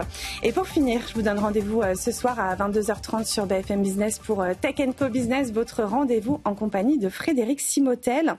Et au programme ce soir, SpaceX qui s'est offert la semaine dernière Cursor pour $60 milliards. On écoute un extrait. Et ce qu'on voit, c'est que Microsoft, OpenAI, Anthropic et maintenant SpaceX sont les 4 qui sont dotés à la fois d'un LLM et d'un environnement derrière. Donc Microsoft avec GitHub Copilot, OpenAI avec Codex. Ouais. Qui est plus un agent peut-être que Cursor, qui est plus l'environnement global. Oui, mais chacun, justement, c'est là où c'est intéressant. Chacun a un peu ses paradigmes différents ou ses approches un peu différentes. Et on verra bien. Moi, je pense que c'est ça qui est excitant, c'est que les approches ne sont pas juste je copie ce que fait l'autre. Voilà. Et Anthropic, bien entendu, avec Claude Code. Et donc SpaceX arrive, SpaceX avec XAI, Grok, etc. XAI, ouais. Ah oui, c'est ça qui est intéressant. C'est-à-dire que ça devient un acteur qui arrive sur la scène parmi ces 4-là. Et je dois reconnaître quand même que le calendrier avec l'IPO de SpaceX est fabuleux. Oui. Voilà, et pour retrouver Tech & Co Business, il suffit tout simplement d'aller sur la plateforme de BFM Business. Il est 20h35, on va parler robotique avec mon invité tout de suite. Tech & Co, la quotidienne, la start-up. Théophile Gervais est avec nous. Bonsoir Théophile. Ça va, ça ? Vous êtes le cofondateur et président de Genesis AI, qui est une société robotique full stack internationale. Vous êtes basé à Paris, mais aussi à San Carlos, et vous développez des robots tout mignons, alors qu'ils sont sur des grosses roues. J'ai l'impression, ils marchent pas comme Figure AI ou Optimus d'Elon Musk, mais malgré tout. Ils sont là pour exécuter des tâches. Expliquez-nous un petit peu ce que vous faites et notamment présentez-nous Neo, c'est comme ça qu'il s'appelle ? Inno, pardon. Allez-y. Oui, on crée des robots généralistes ou par rapport aux robots industriels aujourd'hui qui font plus ou moins la même chose toute la journée. Là, l'idée, c'est d'avoir un robot vraiment généraliste avec un cerveau qui puisse s'adapter à différentes tâches dans différents environnements, que ce soit dans des environnements industriels comme en automobile, aéronautique, dans des labos pharmaceutiques ou éventuellement à la maison. Et c'est le cerveau d'IA qui lui permet de s'adapter à différentes tâches. D'accord. Parce qu'aujourd'hui, on le voit, le plus compliqué, c'est de donner du bon sens à un robot et apprendre à faire des tâches. Parce que c'est vrai que tous les robots qu'on voit, on était encore à Vivatech la semaine dernière, vous regardez les robots Unitree, ils sont superbes, ils font des trucs incroyables. Mais il y a quelqu'un qui les télécommande derrière, ou alors ils sont programmés pour faire une tâche. Mais ils n'ont aucune intelligence. Vous, l'idée, c'est d'arriver à faire du hardware, mais aussi de donner une espèce de comment dirais-je, de savoir-faire à un robot, c'est ça ? Exactement. Je pense que ce qui marche vraiment aujourd'hui en robotique, c'est la locomotion, donc avoir un robot qui marche, ou la navigation, faire une carte et se balader dans une scène. Mais ce qui ne marche pas encore, c'est la manipulation. Donc utiliser ses mains pour interagir avec l'environnement, et c'est vraiment comprendre l'environnement et pouvoir interagir avec qui est la difficulté aujourd'hui. Et c'est pour ça qu'on se penche dessus depuis le début de la boîte. Et alors comment arrivez-vous à faire ça en fait, parce que on le voit, on a des boîtes chinoises comme Unitree qui ont du mal, etc. Comment arrivez-vous à donner ce début d'intelligence au robot ? On a sorti il y a un mois notre modèle Gen. D'ailleurs, on avait des vidéos, je ne sais pas si on peut les montrer, mais l'idée est d'avoir un modèle vraiment généraliste qui puisse s'adapter à différentes tâches dans différents environnements et pouvoir, par exemple, l'idée est d'apprendre de données humaines où la plupart des données de manipulation qu'on a aujourd'hui, c'est nous, les humains, qui interagissons avec notre environnement. Donc, l'idée est d'apprendre de ces données à travers différents environnements pour créer un cerveau généraliste. En fait, il est piloté par Gen, c'est ça? Qu'est-ce que c'est que Gen? C'est le nom de notre modèle généraliste le modèle prend une instruction en langage, comme on peut parler vous et moi, et la vidéo de ce que le robot voit, et après contrôle le robot pour lui dire comment bouger ses bras pour résoudre une tâche. Donc en fait, ce sont des vidéos que le robot, en tout cas que l'IA du robot va ingurgiter, et après, il va reproduire en fait les gestes qu'il a vus sur cette vidéo. C'est ça? Exactement. C'est en collectant vraiment des données à l'échelle d'humains qui font différentes tâches qu'on arrive à apprendre à un modèle à s'adapter à plein de situations différentes. C'est hyper intéressant parce qu'on parle beaucoup de Ami Labs, la boîte d'IA de World Model de Yann Lequin. C'est un peu son concept, c'est-à-dire que pour que l'IA comprenne en fait un environnement physique, il faut lui montrer non pas que du texte, mais des vidéos avec du son pour qu'elle comprenne son environnement. En fait, vous rejoignez un petit peu son point de vue. L'idée que oui, on a vraiment besoin de données physiques pour apprendre un robot à interagir avec le monde physique. Je pense que l'enjeu est vraiment de collecter des données à l'échelle d'humains qui font différentes tâches, et c'est comme ça qu'on apprend un robot à faire des tâches de manière généraliste. Alors aujourd'hui, qu'est-ce qu'il arrive à faire, votre robot? Parce que vous êtes tout jeune, vous avez été fondé en décembre 2024. Eno existe déjà? Eno existe déjà. Pour l'instant, on a créé 3 briques technologiques de manière séparée. On a le modèle Gen qui est un modèle généraliste qui peut faire des tâches comme on a sorti des vidéos de cuisine par exemple où 4 minutes on a un modèle qui peut préparer une omelette, couper des tomates de manière complètement indépendante en utilisant des outils. Mais alors attendez, par exemple je le mets dans ma cuisine, il va arriver à le faire ou est-ce qu'il faut quand même qu'il ait une cuisine bien spécifique? Aujourd'hui, il nous faut encore des données pour chaque tâche. C'est quelques heures d'apprentissage pour une tâche donnée dans un environnement donné. Mais l'idée de passer les données à l'échelle, c'est qu'on arrive vraiment à pouvoir avoir le cerveau du robot qui s'adapte à une nouvelle tâche dans un environnement avec le moins d'efforts possible. D'accord. Donc il arrive à faire des tâches basiques de cuisine, c'est ça? De cuisine, on a sorti, le modèle est aussi capable de faire des expériences avec des pipettes de manière super précise dans un labo pharmaceutique, par exemple, au millimètre près, ou de câbler ensemble des câbles pour l'automobile ou l'aéronautique, qui est une tâche où il y a 3 millions de personnes qui font ça chaque jour. Et c'est le même cerveau de robot qui fait toutes ces tâches à la fois. D'accord. Et vous venez d'où, en fait? Comment avez-vous créé cette boîte-là? Et quel était votre objectif au départ? Je suis français. J'ai rencontré mon cofondateur en thèse sur la côte Est. Ouais. Et on a créé la boîte entre Paris et San Francisco. On a aussi un bureau à Londres. Et Paris, parce que je pense qu'on a des talents extraordinaires en IA, en robotique, en graphique, dont on bénéficie. Et aussi un vivier industriel assez important en Europe. Et la Silicon Valley parce que c'était nécessaire pour l'ambition de la boîte et c'est quand même le centre de l'IA aujourd'hui. C'est intéressant. Et alors vous en êtes où? Donc là, la prochaine étape, c'est quoi pour Genesis AI? Là, on a sorti notre modèle, notre robot Eno, qui est notre première plateforme généraliste, et aussi notre simulateur, qui est la manière avec laquelle... un des problèmes de la robotique aujourd'hui, c'est qu'on itère à la vitesse du monde réel, qui est très lent et qu'on ne peut pas paralléliser. Donc, créer des mondes virtuels, c'est ça qui nous permet d'évaluer le robot à travers des centaines de milliers d'environnements en parallèle. En fait, vous créez des jumeaux de ce robot, c'est ça, des jumeaux numériques, c'est exactement, ça des centaines de milliers de jumeaux numériques du robot pour qu'il puisse s'améliorer tout seul. Donc, on a sorti ces 3 briques et là, la prochaine étape, c'est d'amener Eno dans des premiers environnements industriels. Donc, on est en train de créer des partenariats avec des industriels, que ce soit en automobile, aéronautique, pharma. Et la prochaine étape, c'est d'avoir Eno dans des environnements industriels d'ici la fin d'année. Vous êtes persuadé que la robotique, les robots vont arriver partout, dans l'industrie, mais aussi, pourquoi pas, à la maison? C'est une certitude pour vous? Je pense qu'à terme, oui, c'est une certitude. On aura des robots à travers tous les endroits où il y a des humains, il y aura des robots aussi. Et il faut que ça soit un futur positif pour tout le monde. Quand vous voyez, je parlais de Unitree, mais quand vous voyez par exemple Figure AI qui lève beaucoup d'argent, Optimus avec Tesla et Elon Musk, vous avez quand même des armes pour vous battre, parce que j'imagine que vous n'avez pas la trésorerie de ces boîtes-là. Vous avez quand même des armes pour vous battre? On a des compétiteurs. Tout est à construire en fait aujourd'hui. C'est-à-dire que le futur roi de la robotique n'est peut-être pas encore né. Ou ça peut être peut-être. Je pense qu'on vous est encore très très tôt dans cette vague. Il y a des compétiteurs. J'ai beaucoup d'admiration pour les entrepreneurs et en Chine et dans la Silicon Valley qui sont super ambitieux. Et je pense que tout est encore à jouer. Où on a commencé il y a à peine 15 mois et on a sorti et le modèle, et le simulateur et le robot ont dépassé l'état de l'art dans certains sens. Et donc on pense que c'est le début de la course et on est dedans. Quand vous dites, alors quand on voit Inno, on se rend compte qu'il n'a pas je disais de jambes tout à l'heure. Il fonctionne avec un système de roues.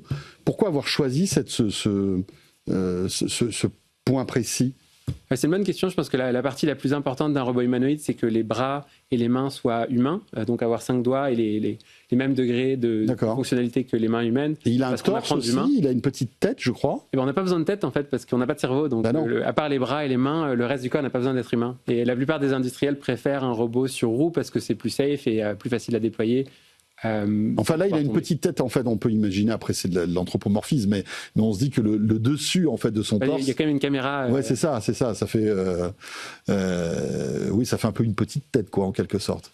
Et demain, la prochaine étape pour vous, c'est quoi? C'est donc de commencer par l'industrie, et puis après d'arriver, pourquoi pas, dans le monde du domestique et d'avoir un robot à la maison. Et éventuellement peut-être les services dans des hôtels, des hôpitaux, restaurants et éventuellement à la maison. Ça coûte cher, non, tout ça? Pas tant que ça. Vous avez déjà une idée de ce que ça pourrait coûter dans quelques années, un robot et puis la question subsidiaire, j'ai envie de vous poser, comment il va apprendre en fait? Parce que finalement, chaque robot, demain, quand on l'aura à la maison, il aura des tâches bien spécifiques. Sur ce que ça va coûter, je pense qu'on en parlera quand on sort le robot en fin d'année pour le déploiement commercial. Mais sur comment il va apprendre, l'idée c'est vraiment de passer les données à l'échelle. Donc c'est utiliser des données d'humains à travers plein d'environnements pour avoir un modèle vraiment généraliste en passant ces données à l'échelle. D'accord. De la même manière qu'on a pu faire pour les modèles. C'est-à-dire qu'il ne sera pas obligé d'apprendre quelque chose que je lui montrerai quand il arrivera à la maison, en fait. Exactement. C'est comme Cloud Code aujourd'hui où une nouvelle base de code, nouveau problème, ça marche sur ce nouveau problème sans avoir besoin d'être entraîné sur ce problème. Parce que les robots en arriveront là dans les prochaines années. Vous parliez tout à l'heure de l'excellence française dans l'IA. Vous, justement, c'est pour ça que vous êtes basé aussi ici en France? C'est parce qu'on a un vrai savoir-faire? Je pense qu'on a des talents extraordinaires en IA, en robotique et en rendu graphique aussi, et en simulation physique. Donc c'est pour ça qu'on est basé là en partie. Très bien. Écoutez, formidable. Ça donne envie, en tous les cas, de découvrir la suite de tout ça. La prochaine étape pour Genesis AI, c'est quoi? Et la prochaine étape, c'est des partenaires industriels en automobile, aéronautique et pharma, entre autres. Donc, si vous voulez bosser ensemble sur les prochaines années, on aimerait entendre parler. Vous recrutez en ce moment? On recrute aussi beaucoup en IA, robotique et graphique, à Paris et ailleurs. Et levée de fonds bientôt prévue? On lève toujours en start-up. Bon, très bien. Merci beaucoup, Théophile Gervais. On va vous suivre de près. Et la prochaine fois que vous venez sur le plateau de Tech & Co, venez avec Inno, ça serait cool. Ça serait cool, avec plaisir. Merci François. Eh bien voilà, il y a de très belles initiatives françaises dans le monde de la robotique. Théophile Gervais, cofondateur et président donc de Genesis AI. Et tout de suite, direction la rédaction de BFM Tech. Tech & Co, la quotidienne, la chronique BFM Tech. Et oui, dans quelques mois, il y aura peut-être un robot sur ce plateau, Salomé. S'il fait des omelettes, ça me va. Oui, moi aussi, ça me va. Ça serait pas mal, en effet, s'il n'en met pas partout dans la cuisine, parce que voilà, il faut que ça reste propre. Bonsoir Salomé. Salomé Ferrari, donc journaliste à BFM Tech. Et si le futur du jeu vidéo n'était plus vraiment une console, mais un PC déguisé en console? Et surtout, seriez-vous prêt à payer plus de 1 000 € pour ça, Salomé? Parce que ça coûte un peu cher, quand même. Un petit peu, effectivement. Et c'est d'ailleurs la question un petit peu qui agite le monde du gaming, parce que l'entreprise américaine Valve revient sur le devant de la scène avec une toute nouvelle version de sa Steam Machine, un appareil qui est vendu comme un PC console. Alors l'idée est assez simple sur le papier, un boîtier branché à la télévision qui est fait pour fonctionner comme une console classique, mais qui reste un véritable ordinateur sur lequel on peut faire tourner aussi des logiciels assez traditionnels. Sauf que ce retour n'a rien d'anodin, parce que Valve avait déjà tenté l'expérience entre 2015 et 2018 avec une première version de la Steam Machine qui avait été vite abandonnée faute de vente suffisante. Alors à l'époque, le public n'avait pas vraiment adhéré, trop complexe, trop cher et surtout pas assez clair face à des consoles très implantées comme la PlayStation ou la Xbox. Alors aujourd'hui, Valve retente sa chance et là le contexte a un petit peu changé parce qu'on a eu le Steam Deck, donc la fameuse console portable qui a rencontré un véritable succès en 2022 avec des millions d'unités vendues. Et surtout, Valve a un atout pour lui, puisqu'il fournit à la fois le jeu et le matériel pour y jouer. Donc ça pourrait un petit peu redonner confiance à l'entreprise pour réinvestir les salons des joueurs. Voilà, et pour les vieux joueurs comme moi, Valve, c'est quand même Half-Life. Exactement. Si tu as connu ça, mais c'est un jeu incroyable, un first-person shooter incroyable. Mais est-ce qu'un joueur moyen a vraiment envie d'un appareil hybride à plus de 1 000 € Salomé, quand une console classique coûte déjà moins cher? Alors même si la PS5, le prix de la PS5 a un peu évolué, mais c'est quand même moins cher. Oui, c'est ça. Les prix font justement un petit peu grincer des dents, tu t'en doutes, parce qu'en Europe, le prix de base, c'est 1 039 € quand même, et selon la configuration, ça peut monter à 1 400 €. Donc Valve, lui, forcément, ils ont une explication, c'est l'explosion des coûts des composants, notamment de la puce mémoire et des stockages. Alors ça, c'est pas propre à Valve, toute l'industrie est sous tension. Le marché mondial des semi-conducteurs est sous pression, notamment à cause des centres de données et de l'intelligence artificielle. Résultat, les prix s'envolent et toute l'industrie doit s'ajuster. Mais le vrai problème pour Valve, c'est que d'ici 2 ans, on va avoir une nouvelle génération de consoles. Donc des consoles plus puissantes, moins chères et qui pourraient donc faire de l'ombre à la machine. Donc reste à savoir si la Steam Machine, c'est une vraie révolution ou un produit trop cher dans un marché déjà saturé. Valve, en tout cas, joue assez gros sur ce coup-là. Oui, voilà. Mais ça va être intéressant de voir comment tout ça évolue. Mais à 1 000 €, c'est vrai que ça va être un peu compliqué. Ou alors commencer à casser votre, je sais pas moi, votre tirelire, tout simplement. Merci beaucoup. Et si vous voulez en savoir plus sur cette console qui sort bientôt, vous allez sur le site de BFM Tech pour retrouver l'intégralité de l'article de Salomé. 20h49, Tech & Co, la quotidienne. On va parler justement de presse numérique avec mon invité. Tech & Co, la quotidienne, l'invité. Et j'accueille Laurent Kaiser qui est là. Bonsoir Laurent. Bonsoir, très heureux d'être là. Pareillement, merci d'avoir accepté notre invitation. Vous êtes le directeur général du groupe Caféine. Et je pense que Caféine, ça doit dire quand même pas mal de choses à beaucoup d'auditeurs, de téléspectateurs de Tech & Co, parce que c'est vrai qu'aujourd'hui, vous êtes un acteur incontournable de ces abonnements de presse numérique un peu illimités. Comme je l'ai dit tout à l'heure, vous êtes un peu le Spotify de la presse numérique. Pour une somme forfaitaire mensuelle, on a accès à la presse quotidienne régionale, à des magazines d'actualité, de divertissement, People, etc. Est-ce que j'ai bien résumé ce que vous faites? Absolument, c'est très bien résumé. Ça marche bien, Caféine, et ça aujourd'hui? marche très bien. Caféine, aujourd'hui, on est devenu le champion en Europe. On a commencé par être le leader français et on est devenu le champion en Europe. Donc Caféine, maintenant, c'est 2,5 millions d'utilisateurs. On est présent dans une quinzaine de pays.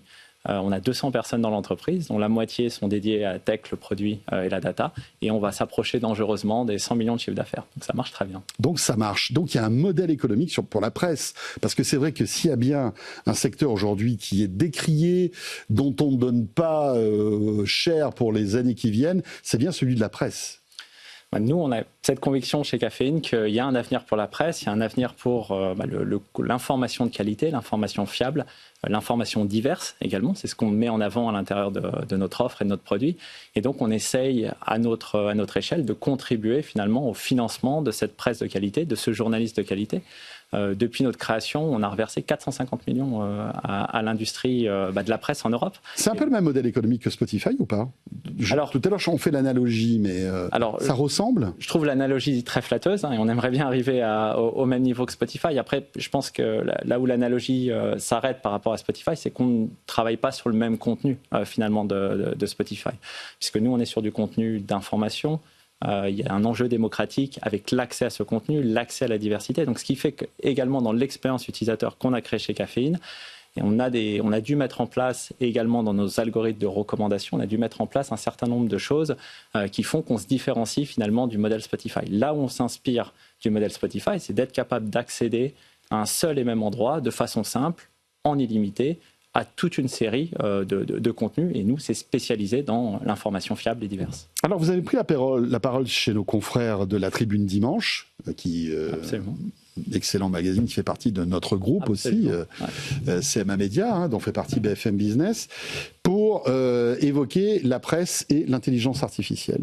Notamment, qu'est-ce que vous vouliez dire dans cette tribune? Alors nous, ce qu'on voulait dire dans cette tribune, c'est notre constat, c'est que finalement l'information est disponible facilement maintenant, très très facilement. Et donc le vrai enjeu sur cette information, c'est le discernement. Comment on arrive à faire la différence entre une information fiable, vérifiée, un travail journalistique, avec une information qui peut être une information fausse, ce qu'on appelle une fake news également, ou une information, pas d'information, du contenu qui n'a pas une information fiable journalistique. Et donc ce qu'on voulait mettre nous en avant, c'est dire il faut faire attention. Le contenu est disponible, le contenu est encore plus facilement digérable et disponible sur les plateformes d'intelligence artificielle avec l'IA, mais par contre ce contenu est mélangé avec tout un certain nombre de contenus et donc il perd parfois sa valeur.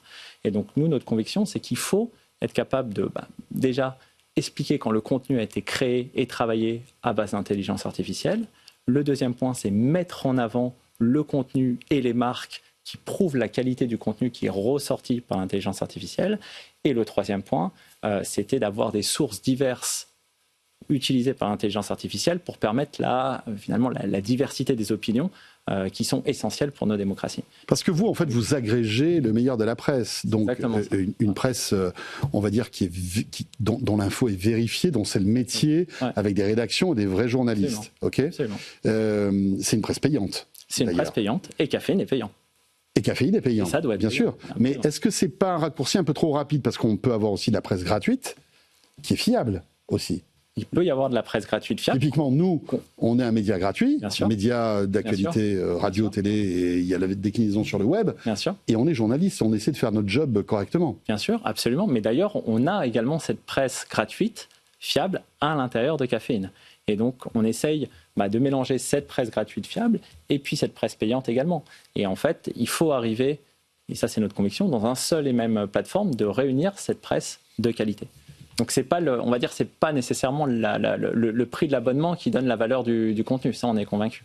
Et que pensez-vous de ces, on va dire, de ces grincements de dents aujourd'hui de la part de certains éditeurs de médias qui reprochent en fait aux géants de l'IA d'aspirer toutes leurs données, pour après les recracher sans payer quiconque, sans droit d'auteur, etc.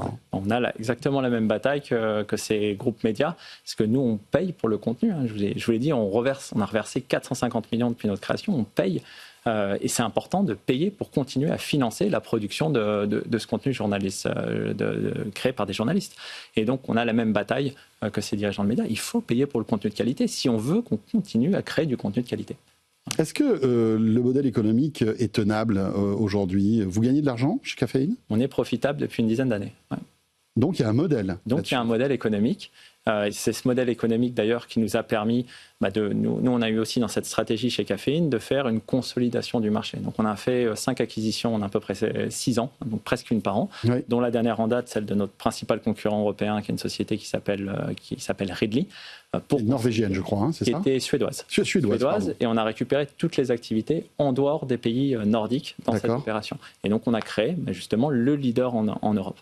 Et donc, on s'est servi de cette profitabilité. On avait cette conviction-là forte qu'il fallait avoir un modèle viable et stable pour aller consolider le marché et rendre un ensemble de plus en plus grand en termes de taille, puisque c'est une question de taille. L'enjeu est d'arriver à une taille critique pour avoir de plus en plus de moyens d'investir dans la technologie, dans les contenus et dans le marketing pour faire connaître ce service à des millions d'utilisateurs qui ne sont pas encore au courant. On parle d'IA, mais cette fois-ci dans l'autre sens. Est-ce que l'IA, finalement, c'est un outil pour faire découvrir en fait tout ce que tout ce qui est écrit en fait sur Caféine, par exemple? Je sais pas, moi, je prends un article de Paris Match. Est-ce que, je sais pas si vous avez Paris Match, c'est un exemple parmi d'autres, ou la PQR. Ouais. Est-ce que je peux le retrouver d'une manière vocale, par exemple? Est-ce que vous travaillez sur tout ça? On travaille beaucoup sur ce sujet-là. Toute une partie on a 100 personnes dédiées à la tech, produit et data. Donc forcément, on utilise également des outils d'intelligence artificielle pour accélérer nos développements. Ça, c'est un des points. Et on réfléchit aussi à comment on va innover dans notre expérience à l'intérieur de Caféine pour utiliser un certain nombre d'usages qui sont développés par les plateformes d'intelligence artificielle. Donc, on a ce qu'on appelle le text-to-speech. Donc, tout un certain nombre de publications à l'intérieur de Caféine peuvent être écoutées par une voix automatique d'intelligence artificielle. Ouais. Donc ça, c'est un des points qui est relativement simple maintenant à mettre en place. Et on essaye aussi de voir comment on arrive à innover dans la discoverabilité du contenu à l'intérieur de Caféine. Donc c'est la découverte en fait, c'est ça. La découverte, bien sûr, pardon. Ouais. C'est la découverte, la découverte du contenu à l'intérieur de Caféine. Et donc on a développé cette fonctionnalité qui est un bon exemple, qui s'appelle à la une. Et donc on est unique pour ça, mais c'est unique parce que notre proposition et la diversité du contenu qu'on a est unique. Et donc tous les matins, vous avez dans cet onglet à la une, vous avez un résumé des grandes unes à l'intérieur de Caféine. Vous avez un petit résumé de ces unes pour voir si ce sujet vous intéresse. Et après, vous avez l'ensemble des articles, un article de Libération, un article du Figaro, un article de La Croix, un article de l'Express. En fait, vous faites comme sur un thème. Je reprends un autre exemple, Netflix, qui fait, grâce à ses algorithmes, fait des recommandations de contenu qu'on pourrait voir. Vous éditorialisez en fait toute cette multitude de contenus finalement dont on peut avoir accès. Absolument. En fait, on a deux enjeux. On a rendre le produit à la fois extrêmement personnel. Donc, c'est notre conviction qu'il faut que l'utilisateur fasse un choix à l'intérieur de Caféine pour pas l'enfermer et pour pas lui pousser du contenu. C'est pas notre modèle. On n'est pas un modèle publicitaire, donc on ne cherche pas à pousser le contenu qui fonctionne le mieux. On demande à l'utilisateur qui va s'abonner à Caféine de rentrer dans un parcours. Dans ce parcours, il va devoir faire des choix. Il va choisir les thèmes qui les intéressent, les journaux, les titres de magazines qui les intéressent, et donc du coup, son expérience va être complètement personnalisée. Et à partir de là, notre enjeu est de lui faire découvrir tout un certain nombre d'autres contenus, d'articles, maintenant de vidéos. On a aussi également des vidéos à l'intérieur de Caféine qui sont en lien avec ces centres d'intérêt et qui ne seraient pas forcément allés chercher. Et donc, c'est cette partie de recommandation qu'on met également à disposition de nos utilisateurs. Dernière question, ça coûte combien Caféine tous les mois ? Maintenant, on a 3 types de forfaits. L'offre simple est à 13 €. L'offre duo est à 16 € et l'offre famille est à 21 €. D'accord. Voilà. Eh bien voilà, à tester. Caféine donc. Merci beaucoup Laurent Kayser. Merci beaucoup. Vous en êtes le directeur général et il est bientôt 21h. Ce Tech & Co est terminé. Merci de nous avoir suivis comme chaque soir. La bonne nouvelle c'est qu'on sera là demain. Demain mercredi dès 19h30. Les replays et les podcasts de cette émission qui vous attendent dans quelques minutes. Un grand merci de nous suivre, d'être fidèles à Tech & Co et à demain à 19h30. Tech & Co, la quotidienne sur BFM Business.